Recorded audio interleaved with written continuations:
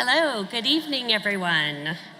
I'm Michelle Witcher, Director of Arts and Letters Live here at the Dallas Museum of Art. It is my pleasure to welcome you to this program featuring artist and celebrated jewelry designers Sybil and David Yurman. As one of the only literary series housed in a major museum, it is always a special treat when we have an opportunity to highlight the work of artists as part of Arts and Letters Live. I'd like to thank each and every one of you for supporting the arts by attending cultural events like this one, with special thanks to our annual season supporters and our stellar cast of volunteers. Later in the evening, the Yurmans will be happy to answer a few questions from the audience. If you have something you'd like to ask, please raise your hand and one of our staff members will bring you a wireless microphone. I'd like to extend a special shout out to the students at the Texas Institute of Jewelry Technology who are tuning in via live stream from Paris, Texas. From what I understand, this is the first day of class. We hope that this evening provides great inspiration for these young artists. Following the program, the Yurmans will sign books near the DMA store, where copies of their gorgeous new book are available for purchase. This is definitely a book that you'll want on your coffee table and also a signed copy in your gift closet to have at hand. All book sales help support the DMA. Now it's my pleasure to welcome our moderator for the evening, Christine Allison, Editor-in-Chief and CEO of D Magazine Partners, and our featured guest, David and Sybil Yurman. Thank you.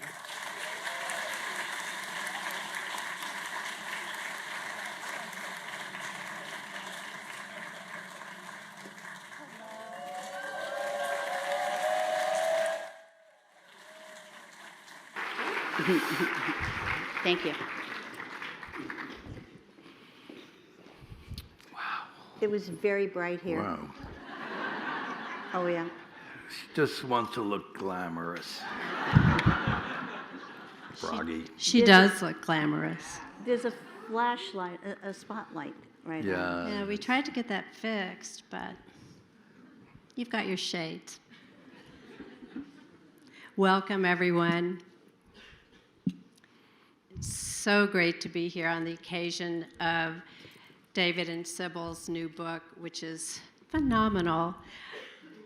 Few names in American design evoke artistry and, I would say, intimacy, like David and Sybil Yurman. For decades, their intertwined paths as artists, sculptors, business partners, and more so as visionaries, have shaped not only an iconic jewelry house, but a uniquely American design language. For me, as someone in the business of words and pictures, the idea of creating a design language is an occasion of wonder and awe. Their new book, Sybil and David Yurman, Artists and Jewelers, is more than a retrospective. It's a meditation on the creative process. It's a love letter to collaboration and a window into the quieter decisions behind the brand's global resonance. And in a world where there's more artifice than art, the Yurmans stand as standard bearers for authenticity, creativity, and meaning. What sets them apart is not just the elegance of their work, but the integrity with which they've built a life around beauty, rooted in curiosity, courage, and a lifelong commitment to creating work that matters. This book came out just in time, and if you haven't purchased one yet, I really encourage you to do so. In the age of AI, when luxury often leans on spectacle and grandiosity, the Yurmans return us to something more elemental: the tactile, the personal, the art, and the craft. Tonight's conversation will touch on the evolution of their art and the reflections on legacy and the small moments that shaped an extraordinary journey. Now, I met David and Sybil for the first time yesterday, and they had just come back from an outing to Plano. A funny thing happened yesterday in Plano. You want to talk about it? Sure, absolutely. Well, we kind of ran into the the year 2000. We're talking about the picture behind us, which I don't think we it's took. there. Yes, Yeah, no, it's not synced it's up. not with, there, it's not but it's synced up with behind this. us, But yeah. behind us is a woman that was there getting something steamed and cleaned, which we do free of charge. But that's not the point. The point is that she's wearing some of my favorite pieces, and they were the ring was a model and a prototype, and never made the hit parade. The two bracelets were bracelets that were suggested that we make by a woman named Corinne Rothfeld, she's French Vogue for 25 years or 24 years. And we had become friendly with her, and we asked her, would she come and style a photo shoot with Peter Lindbergh and David Lippman. And I don't know if it was Kate or who was the models for that shoot. But she said, I'd love to. And she said, but I want to see what you're doing. Let me see. Show me the new collection. She ran through it, and she said, you need big bracelets. Which was the first thing I heard when I traveled to Texas with the bag. That's what Jan Becker, love her, sweet soul, but Jan said, it's not kind of big enough for us. I like the colors, but it's not, we like things that are big.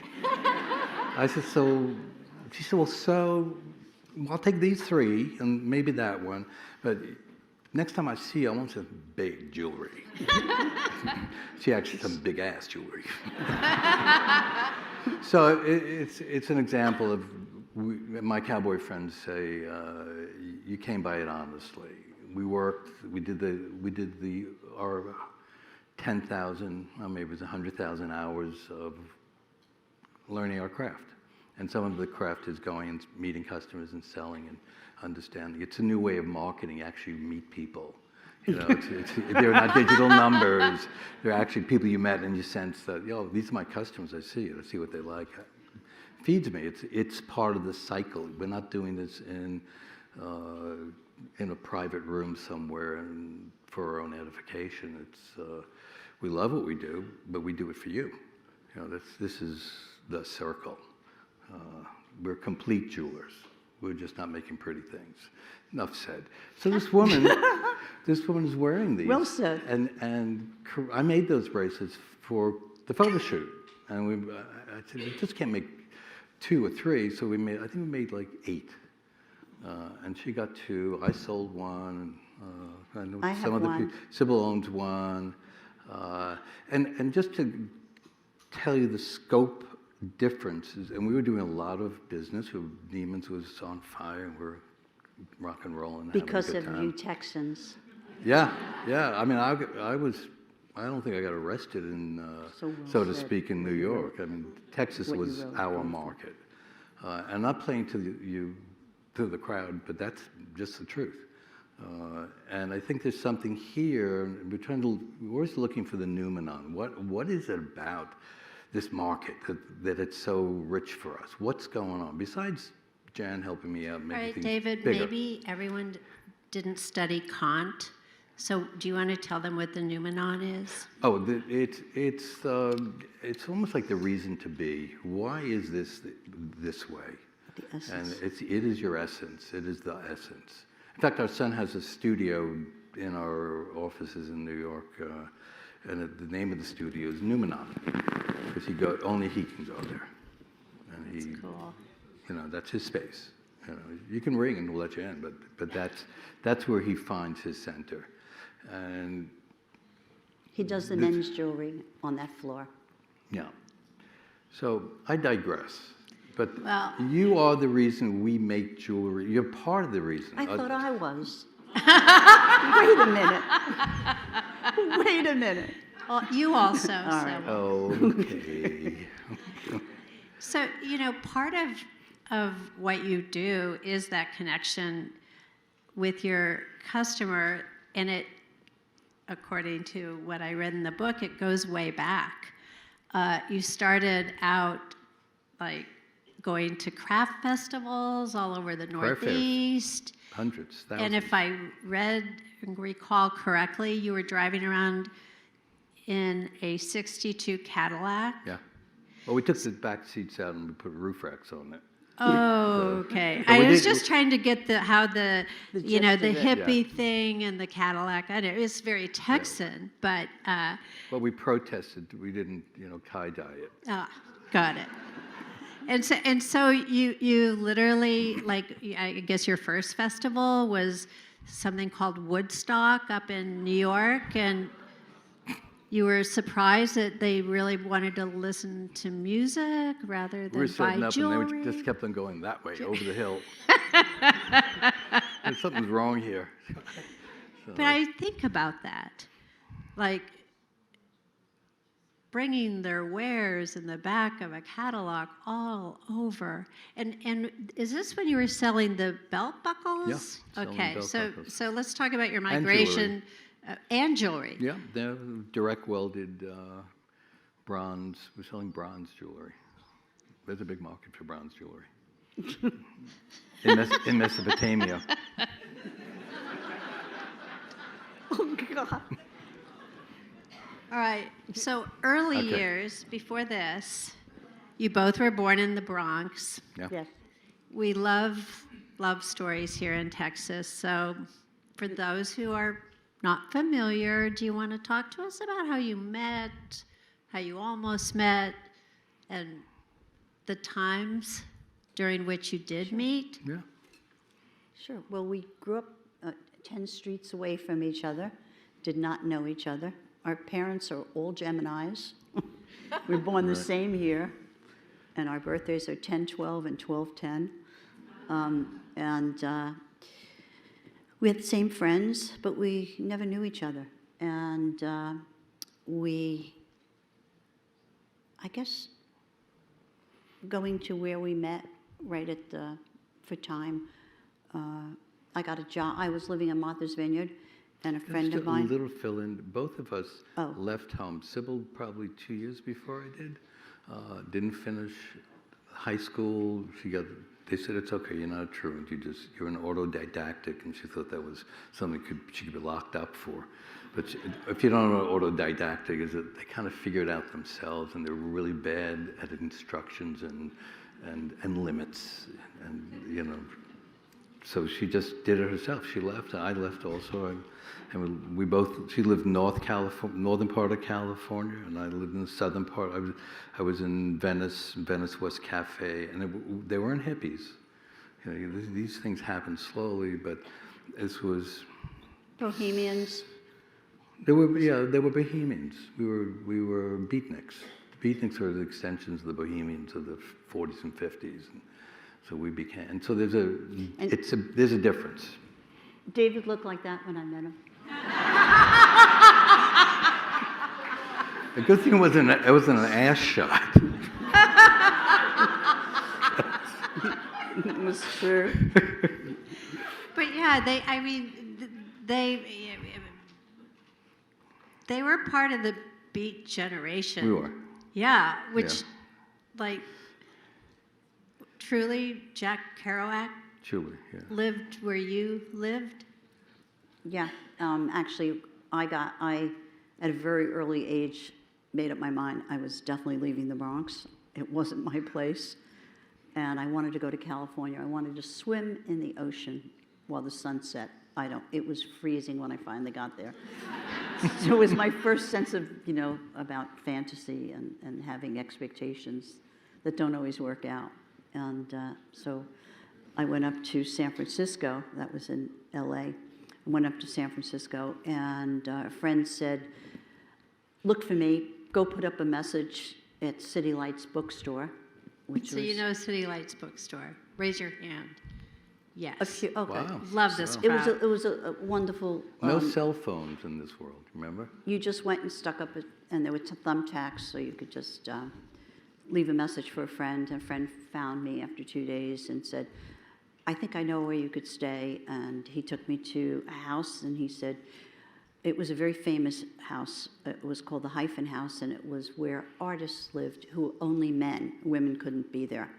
And the women lived in another house called the Hyphen House, the East-West House. And the men were at the Hyphen House, and this person was walking me around the house and saying, you can stay here if you take care of it. So it would be your job to keep it clean, and here's the kitchen, things are here. And I asked, who's that person on the kitchen floor? And it was like 11 o'clock in the morning, and he said, oh, do not wake him. It's Jack Kerouac. So he said, don't wake him, whatever you do. I said, okay. Oh, dear. So I don't drink at all these days because I learned how to drink then. And because they all drank at night, so I really never drank again.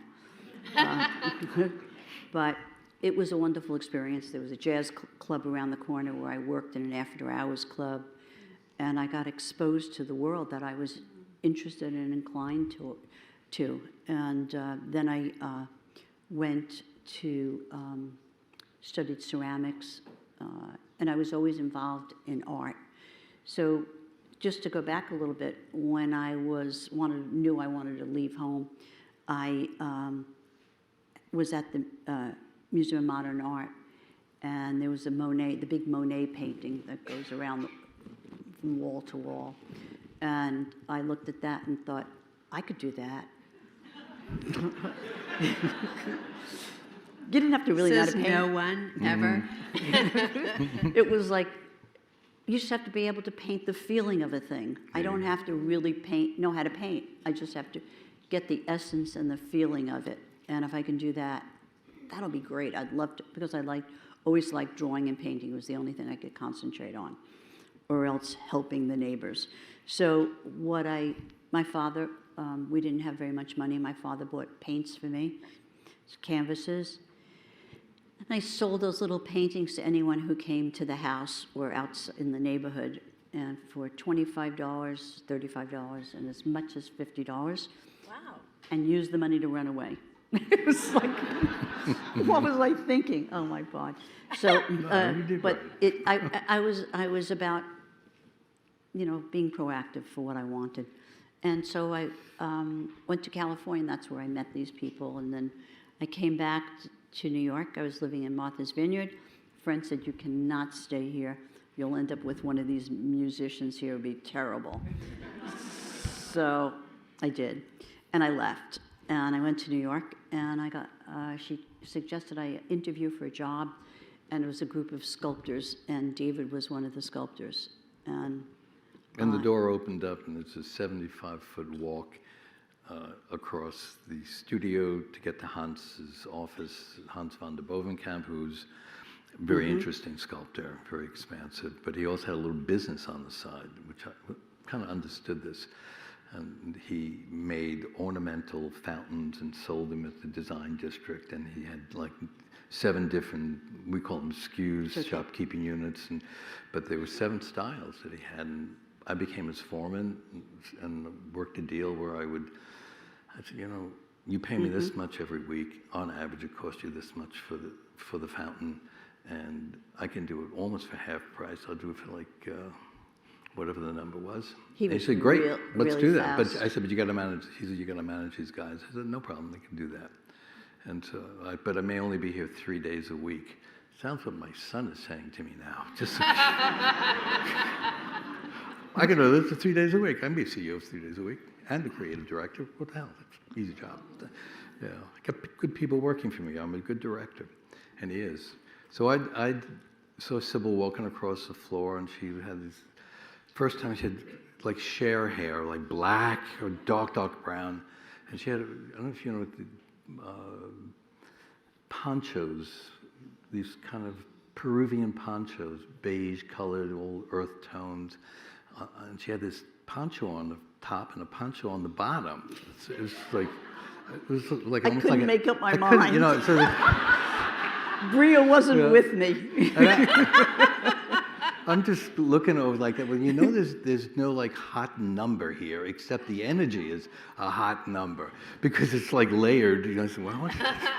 There's no form of the body. There's no. It's so well covered up, and it's just moving. And she's got black boots on. She's got red laces, and she has bells on the end of the laces, and ding, ding, ding. And I said, "Oh my God!" It's just like, and all of the 5 sculptors are all leaning like that, turning our torches off. I said, and we look at each other. We said, "What was that?" I said, "I don't know." And Hans had he was kind of a sweaver, and you know, so they all said, "Well, that's going to be a good time." I said, "No, no, no, no, I don't think so. I don't think Hans can handle." She walked across this 75-foot loft in like 15 steps, you know, and she didn't know where she was going. Oh, that sounds Yeah, that's how. That was our first meeting, and you know, people say, "Oh, do you believe in love at first sight?" And yeah, I do. wow. Sometimes it happens. He remembers Yeah. exactly what And she I, was I asked wearing. my I asked my friend about David, was he married? And she said, no. And I said, oh, is he gay? And she said, no. And I It's said, Greenwich oh. Village in the '60s. Come on. And he was really cute. So it was like, no, he isn't. Oh, okay. And I would make lunch for all the men every day. And so we could all sit and talk about what was happening and about creativity. We were all really creative individuals. We were all artists. And all of our lives are really dedicated to the refinement of a concept, of whatever it was we were working on. And so it was a wonderful atmosphere. And we didn't start dating for 3 months. I had to force myself on him. I had to see his patinas so he could help me. Don't listen to her. Patinas are the oxidation that go on. Oh, it gets worse. It was the oxidation that went on the sculptures or on the I jewelry. got you because of my oxidation. This is 55 years based on me being able to oxidize. How easy could that But be? you know, you're talking about a time, and this is why, again, when I read their book, and it's not a book that you read start to finish. It is a book you'll keep on your bedside table because they write about a time and a place and a way of working and being that we're in great danger of losing, I think.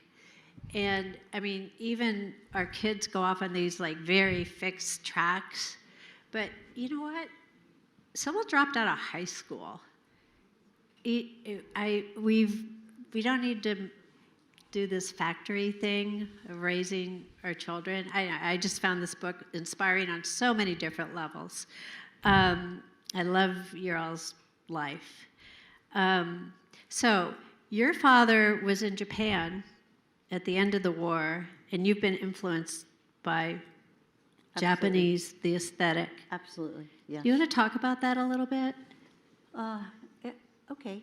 My father was in the Navy. He was a petty officer on a small ship, and it was these particular PT boats were made to look like aircraft carriers, but they were little tiny boats, and they were decoys to lure the bombers towards them.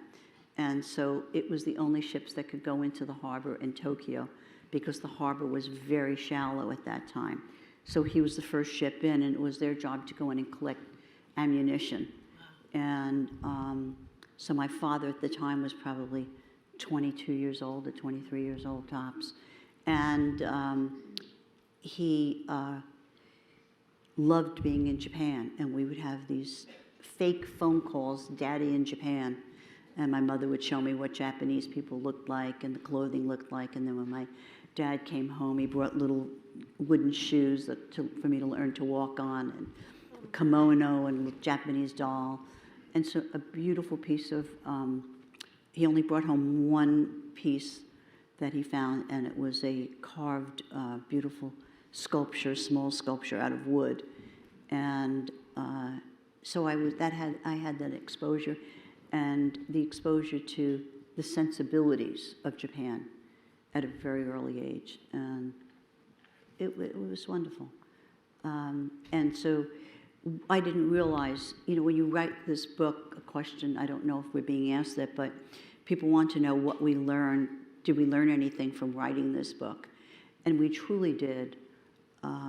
So we both got to examine our lives in retrospect and think about how we came to our sense of proportions and our sense of an interest in dealing with details all the time. We're both extremely detail-oriented.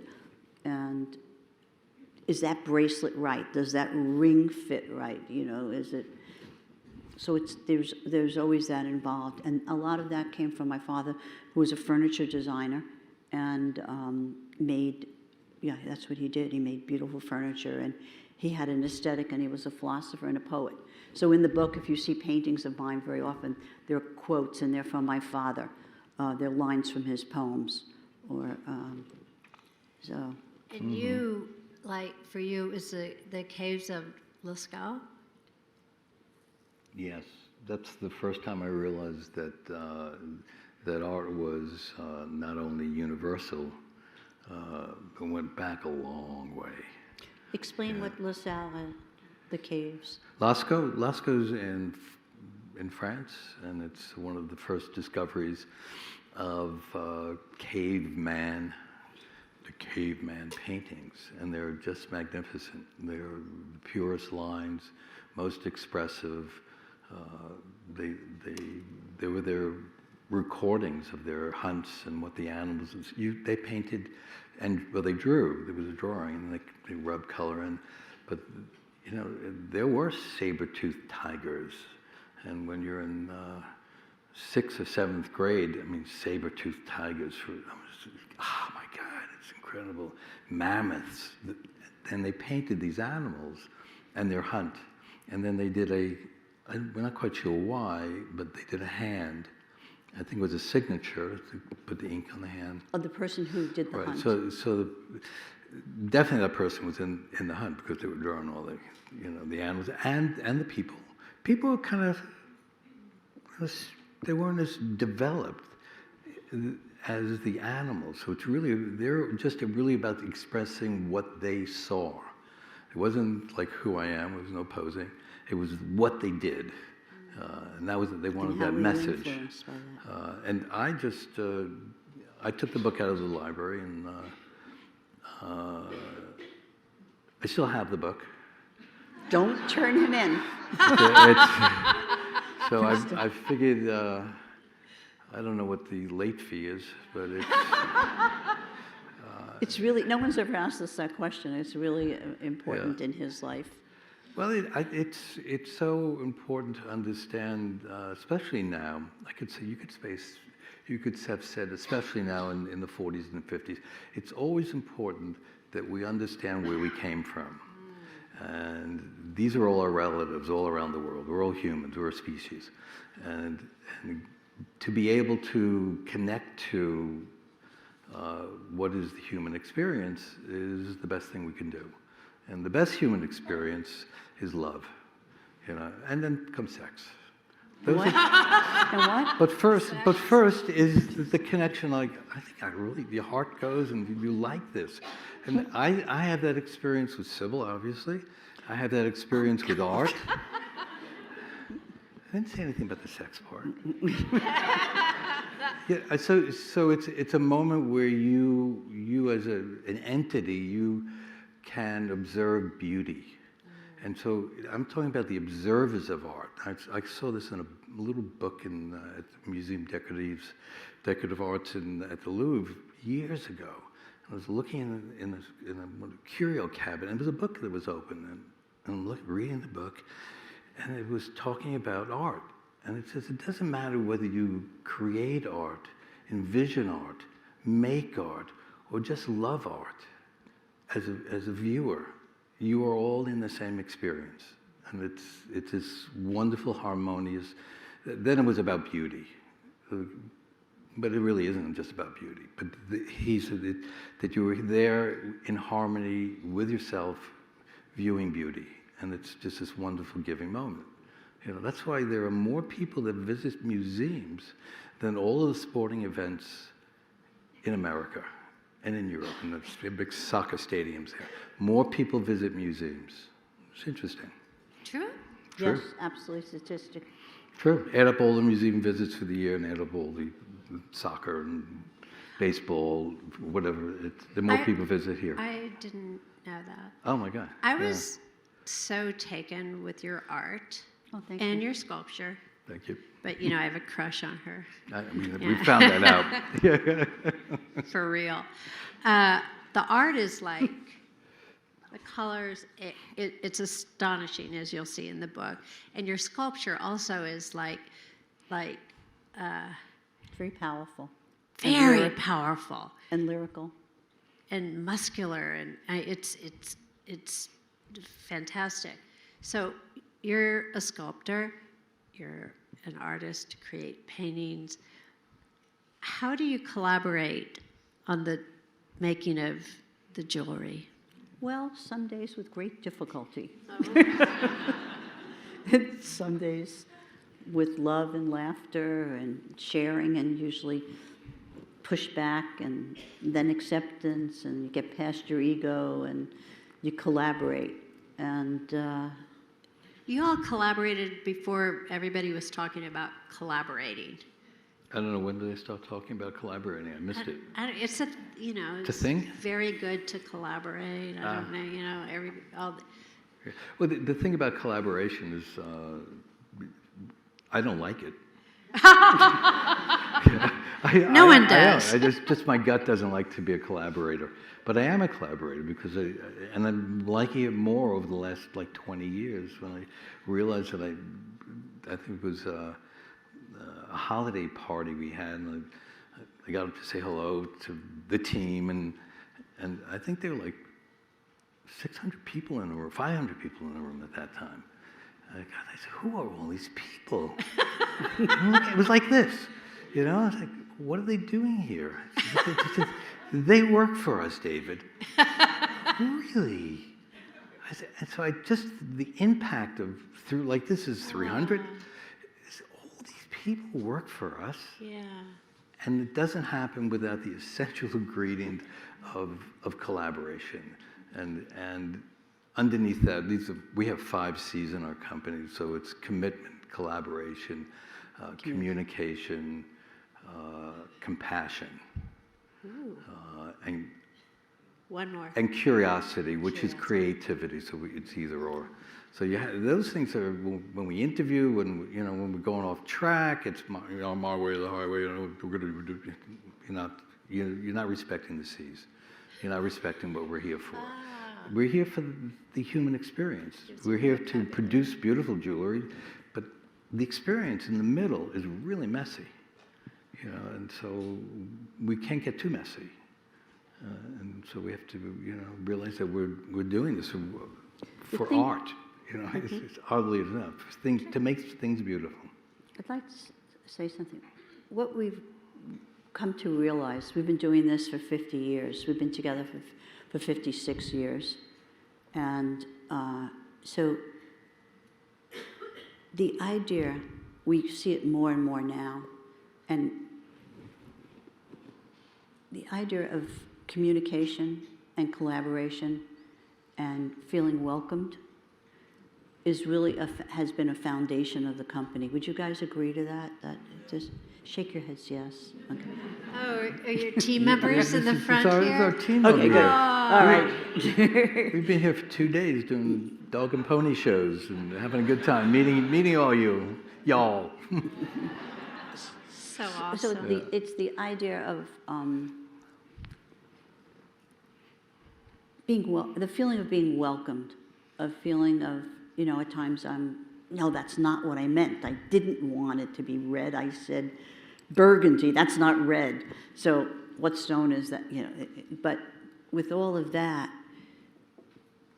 it's the appreciation. We couldn't do any of this without all of the team.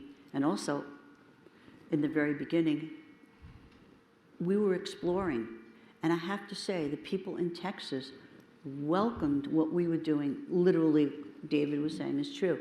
With open arms, they helped to create a base for us by them appreciating us and welcoming us. And the laughter and the cabrito parties. What in God's name is a cabrito party? Yeah, what's a cabrito? Is that like an animal, a bird? What's a cabrito? Yeah. Well, we're going to go eat it. So, and the fun of what went on in Texas when you think about it. So we did a lot of research. I wanted to understand how Texas came to be. Who were the original pioneers? Who were the original people that lived here? And the boldness of them, and how they were very different than the people that were up north. So it was, it's been, like this is a picture, I think, is that David with his sculptures. Yeah, they're so fantastic. he did these beautiful sculptures, and that's what he did. That's my studio in New York, where I've been painting recently. And we were dating, and he was working on the sculptures, and I said, I really would like to have could I have a piece that I could wear and take with me during the day? And so he made me a piece of sculptural jewelry, and I believe there's a picture of it somewhere in the slides, or else I know it's in the book. And It's the Dante necklace, which yeah, you can see it. and the little dancing girls. The first piece he did, we went for a date I went to his loft to meet him, to go out on a date, and You don't have to, I forgot my belt. I had a belt. I was going to wear a belt with my outfit. I forgot it. And he said, no problem, I'll make you one. Yeah. Okay. So he was going to weld me up a belt. And Just the links, the little links. I figured I could get it done in like maybe 45 minutes. And, well, about an hour and a half later, at least time management has never been, ADD, dyslexic. You want me to manage what time? I don't know what date it is. You ask me what time it is. but the belt, there's a picture of the belt in the book. yeah, the belt's there. It's so it's cool. actually that piece. So that very cool. piece. Yeah, I really. We did, I ate dinner. I fell asleep. I took a nap. Woke up and I had this great belt. We didn't go to the party, but we do have the belt, and there was the beginning. That's what I looked like then, painting. No poncho. No, I didn't have the poncho on, but No. it's nice hearing these. I mean, doing this is very unusual for us. We usually we're at home, we're working, we work a lot. Our life is involved in making things, and talking. That was David, what he looked like when I met him. Yeah. Not the old guy, the other guy. No, that's it. Oh, ha-cha-cha. That's Jacques Lipschitz. I worked with him as his apprentice, and I do remember asking kind of a job description. When do we start? When do I go home? Look at that You go home when I tell you to go home, but maybe 7, 8, sometimes 6. I said, so that's it? Basically, you're my slave. But he made this piece He made this piece then. And I made what that then, yeah. is really extraordinary about David is he does that's the mother and child, And the chocolate baby. and he does all of that with this one thin rod of brass or bronze, and he works with a flame and no tools, and by how the power of the flame, he can move the metal, the molten metal, to make these shapes. So there's no and to do no this. tools. That was my first teacher said, you can't use tools. You're sketching, and if you have really good teachers in art school, and you sketch with a pen, you can't erase it, just a smudge, and that's one reason to do it. You want to see the process, you want to see the mistakes, you want to see what I didn't do that, then I did this. So you want to get your brain, your heart, and your hands in synchronous movement. That's one of my pieces. It's training, and so you want to have the right tools. And he said, do not go back and carve it. You want to be a carver? Go get yourself a block of granite, carve it. These are some paintings I'm working on now. It's fantastic. Seems Have very you ever had a show with all your sculpture and all your... Funny you mentioned that. I've been fighting it for a while. I think That whole crew we is trying to are make me nothing. It hasn't settled where.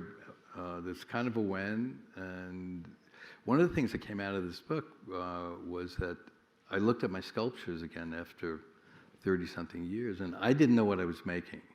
I knew it was like a dream. I just get into a fog, and I never knew. I didn't go to a drawing to reproduce, and I could do that because I did that for Lipschitz and Ernesto, and I made their sculptures.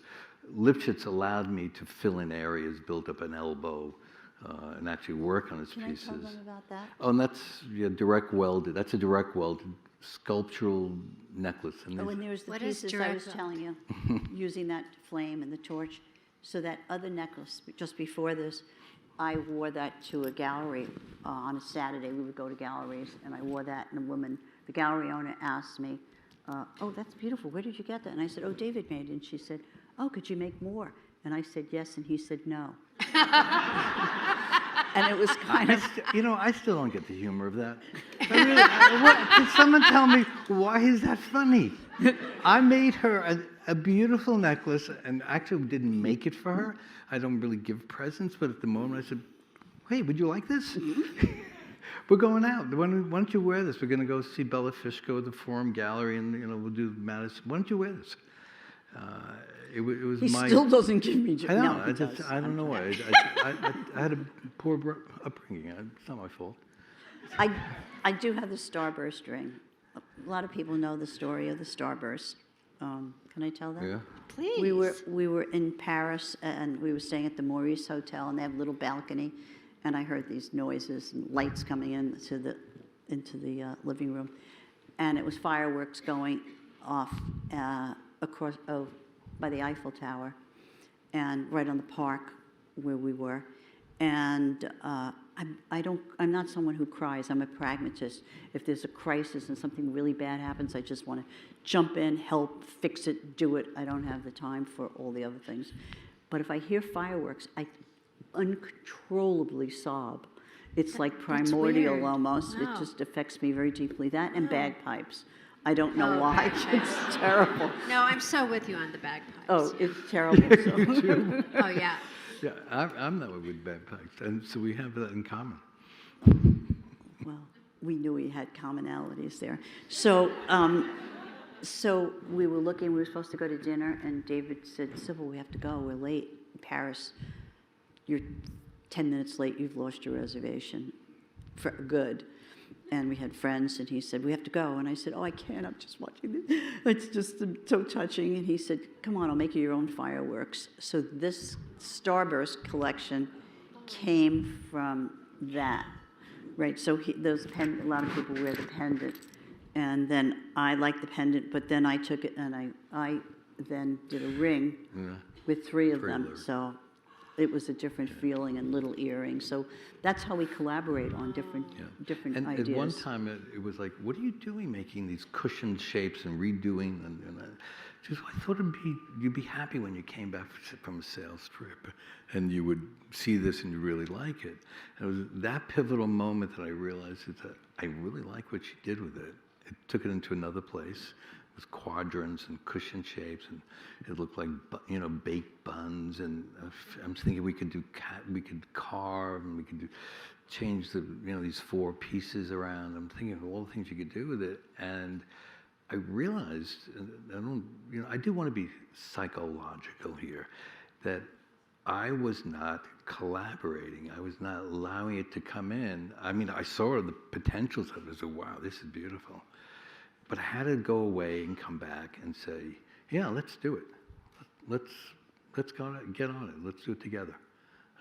And it was, we've been working together a lot. But I think that is one of the most intimate things you can do, is to make art together. I don't think there's any bond deeper.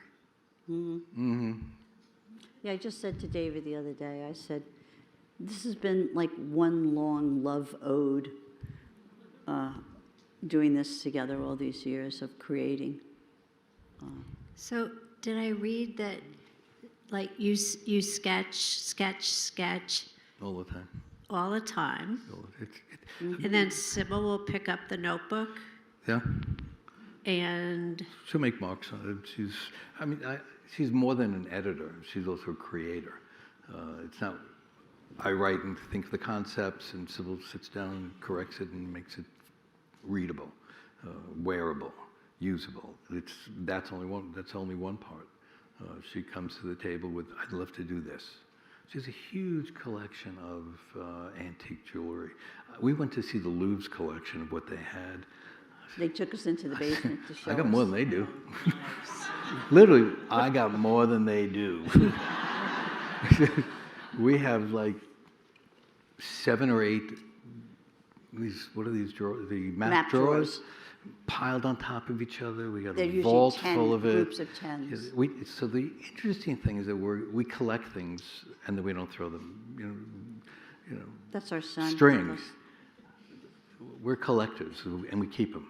But we have different places that we collect. So there's the archive, which is everything we've made. That's why seeing those bracelets on the woman in Plano was exciting for us. I think we have one. And then we have people like Richard Barrett, who has maintained and with the staff the archive of everything we've done. And then we have an area that's called the Dream Room, and that's every inspiration from pictures to photographs to paintings to unusual jewelry. I just bought a star done in Georgia, Russia, of a giant star that big, and they make it out of what they call paste. The diamonds aren't real, but I picked it up in London in an antique store a few weeks ago. So there's a lot of things that we just love. A it. dream room. Do you? And this is where I get my inspiration from. Hanging out with my buddies, writing When wherever. he's writing. Oh yeah, he's serious cowboy, right? I have two He should have grown up here. Western reining horses, quarter horses. Like serious I writer. used to rein. I haven't done it in like maybe 3 years. Have you God. sculpted lately? Yes, that's what came out of this book. Is that I realized that most of my sculptures were 10, 12 inches, because it's like sketching, with your hands and metal, and it's just you're watching it flow, and you're following it, and you don't know if it's telling you what to do or you're telling it what to do, and it looks like it could be this, and so it's just this wonderful private time, and at the end of it, I realized that they were maquettes. And There was studies, and now yeah, it's because they were like this high, and They're and sculptures like this high, 3 to and the monumental sculpture 6 touches feet the high, ceiling. 7 Yes. feet high. So there was we were in Paris for like 4 months, and a guy named Greg Rhymes, a sculptor. So let me see your work, and I showed him. He said, "Oh, these are great It's maquettes." Oh, so I said, "The maquettes? No, they're sculptures. No, they're too small. They're maquettes." He said, "Why don't you make them big?" I said, "I didn't think I could do that." And here I am blowing up sculptures I don't know why I didn't apply it to myself. I know how to do it. The calipers, this and that.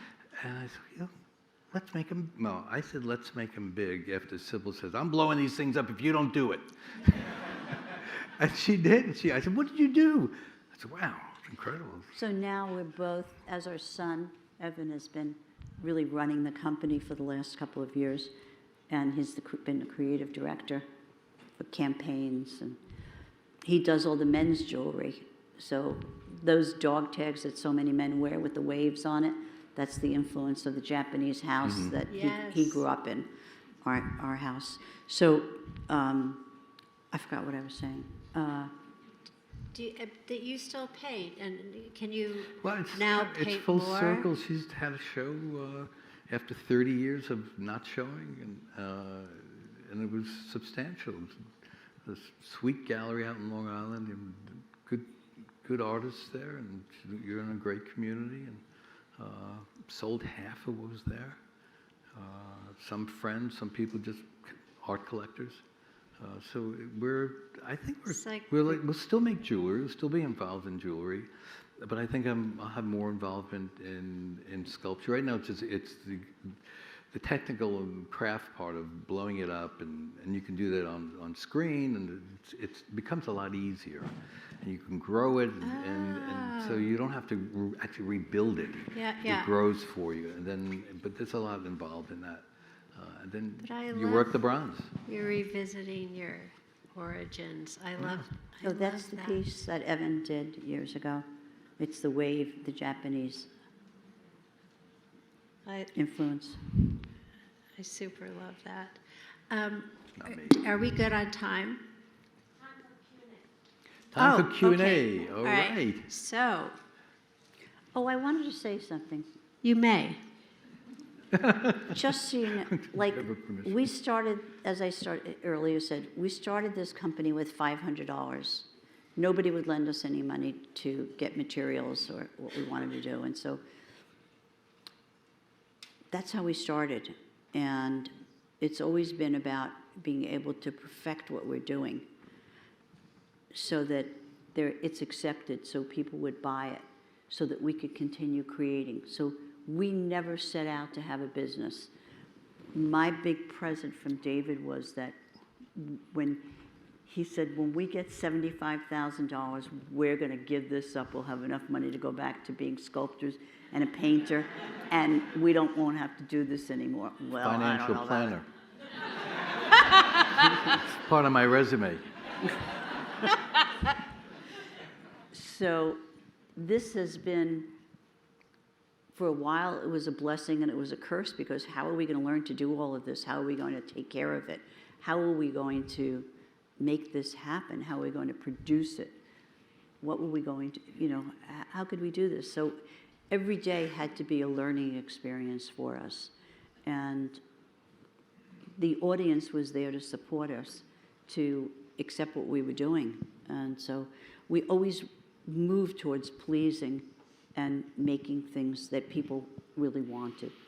And It's then the figuring out root- how to it's- give back into the communities, how to support different, I'm just looking at Madinal Albright. Yeah. The other one before that was, all of a sudden I forgot his name. Elton John, giving him an award for the work that he was doing for his foundation. And we would give support to those groups and to equine programs. Therapies. Therapy. So there's all kinds of things that we try to do to give back. It's a art in and of itself, I would say. I don't think people know what they want. No, So But you giving know when them, you see it. yeah, you know it when you see it. precisely. But they could never articulate it. So No. what the powers of observation that you had to have to know what people wanted when they themselves did not, that's another gift. Right, my training, I was not supposed to do this. I decided, I didn't go to high school, and I decided to go to high school when I was 25. So I went back to school at night to get a degree. That's so so I could cool. so I could go to school to get a degree in social psych, and that I could work with children, and took anthropology. And so a lot of what we do is about cultural anthropology, which is understanding what's going on in the culture, what's the feelings, right? People, like right now, there's such a sense of isolation with young people, and seeing the depression and the alienation. So we feel like as much as we could bring programs together for young people and for all kind, people together. So being here tonight with everyone, it's not something we normally would do. So I'm glad you all came to be here for us. So glad. Do we have time for some questions? Anyone have a question? I have a question. Thank you. This is great. If you could identify a favorite design, could you please share that with the audience? No. No. I ditto. I hope you don't feel offended that we didn't get an answer. We don't. They're like our children. They're all, so. It's really the moment It's an in evolution. time. They keep on. You never know who's going to be the next favorite. There are things. Probably the things we're working on is the moment that you're our favorite. We're going to do something with you.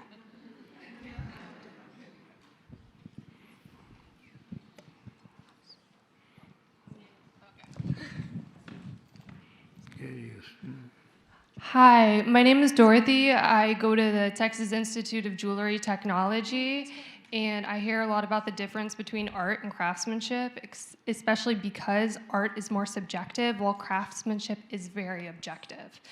When you changed your medium from sculpture to jewelry, did you find yourself having to modify the way you design for a medium that requires practicality? Could you speak a little slower? yeah. I can't. Sorry, it's very wordy. Yes, it is. So, I'm thorough. And you're very self-aware. Thank you. I try. You are. What was your question? Sorry. No, we're getting to it. Sorry. I'm speaking more because art is very subjective. So one person can say that this is like an amazing piece, while another person can say that this sucks. So craftsmanship is very different because it's more objective. Like if you make a ring, it shouldn't have pits in the solder, or it shouldn't have a saw mark. So when you switch from something that was more subjective like art, and you kind of went more towards something objective like craftsmanship and making sure that the piece that you have is quality enough to sell to a consumer, how was that transition? Did you find the growing pains of becoming a jeweler, or did it come natural to you? Let me just answer the first part, which is the physical part and the emotional part. So craft, it's not craftsmanship, it's craft. The craft of a writer, the craft of a sculptor. So they're a blend. So a sculptor or painter has great ideas and whatnot, but once they bring it into physicality, you're dealing with their craft. And it melds, and they're the same. You can't, I think it was McQueen said this. He said, in order to break the rules and become what you are, you got to know what the rules are. So he was a master tailor, did uniforms. And you think of what McQueen was about, Lipschitz told me, he said, in order for you to find out what your river is and what your form and shapes and how you're going to make form, he said you have to practice, and you got to be very disciplined. It's Wednesday. We're at the Yankee Diner, and we know it's a Yankee pot roast. It's very. I said, what is with this guy? He's so routine. I thought routine would kill you, but getting back to craft and art, I'm a believer that they live together. And you're absolutely right. One, when you're producing, that earring has to be, it can't bounce, can't pull the ear. It has to have that. Sculpture does too. I've installed some big sculpture. I said, these bolts are not going to hold this on the wall, and I think the Supreme Court judge is going to really be pissed off when this falls on his head. So we had to bring it back. I said, who's doing the engineering on this? The bolts are not right. So we had to change the bolts and whatnot.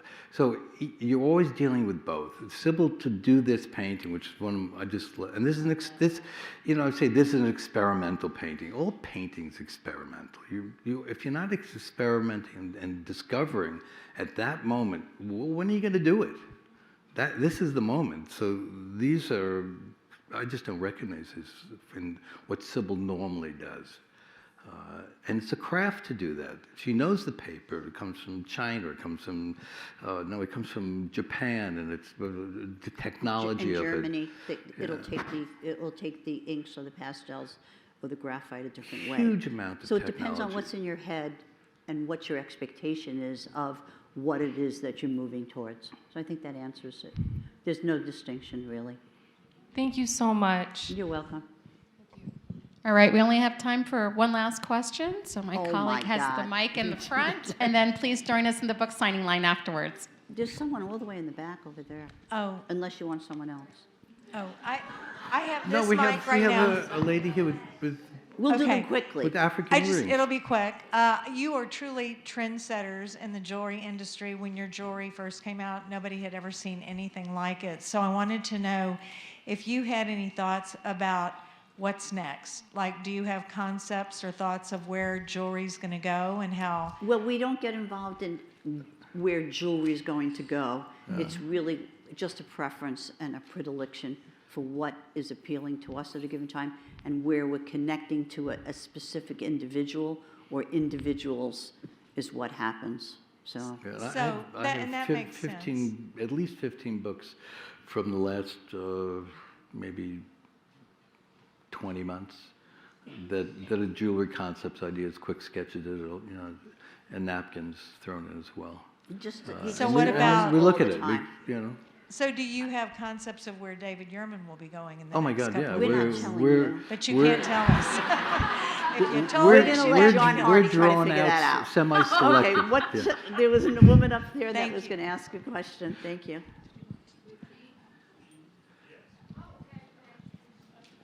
My name is Morgan, and I am an artist. I'm 27, and I feel it's really encouraging to hear artists that have had success in many different mediums kind of talk about having humble beginnings, I guess. So if you had like a piece of advice that you would give a young person in today's world, like how do you navigate art making with social media and with the opinions of everybody and all the voices going on? Like, Right. Can I do this first? Let me do this one wonderful guru saying, and it's just, I listen to it all the time. What other people think about you is none of your business.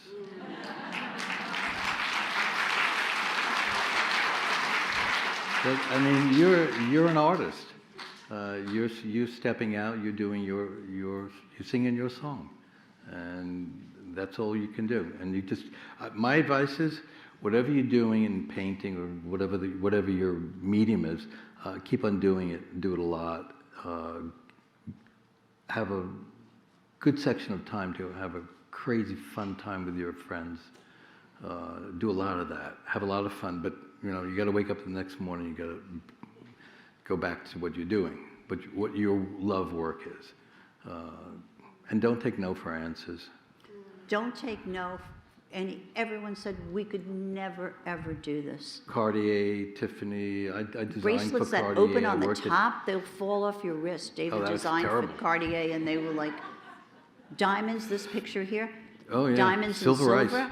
Are you out of your mind? They'll fall No one's out. going to buy that. No one's going to buy that. No one's going to want that. No one's going to want silver that is considered fine jewelry. No one's going to want that. They'll never pay the price for that silver. No way. Never. So you just have to believe and try to get whatever support you need to do it, and be around like-minded people that Yeah. like what you're doing. Like, we're blessed to have what I call our posse. I say it casually, and tongue-in-cheek, but it's really a group that all supports each other and the visions, and what each one says, that, what did she say? She wants what? And back and forth. And listen to what's in your head. Listen to what's in your heart. Listen to what resonates in you to do what you want to do, whether it's cooking a meal that your way of cooking it, okay, nobody wanted to eat it, they couldn't handle the spices. Whatever it is, if Get you're new making friends. art that nobody wants and you can't sell, what did he say? Can't take the spice? Get new friends. I mean, you have to set limits in life, Get new friends. There you go. You're welcome, Morgan.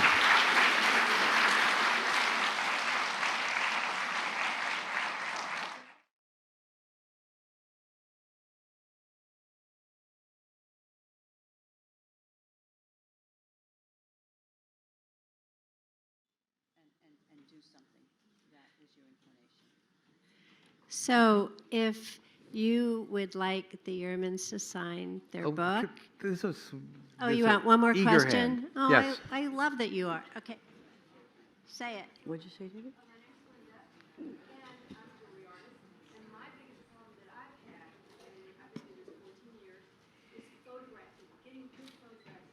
Mm-hmm.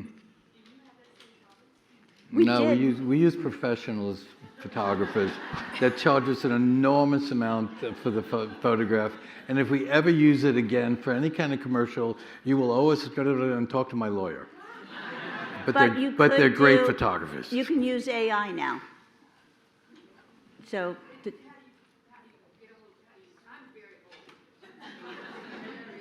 You're not older than us. Well, we'll talk about how old we are later. You can Yeah. ask one of our team about that. Yeah, you can use AI, for sure. You're Okay, welcome. thank you, everyone. Thank Thank you. you, David and Sybil.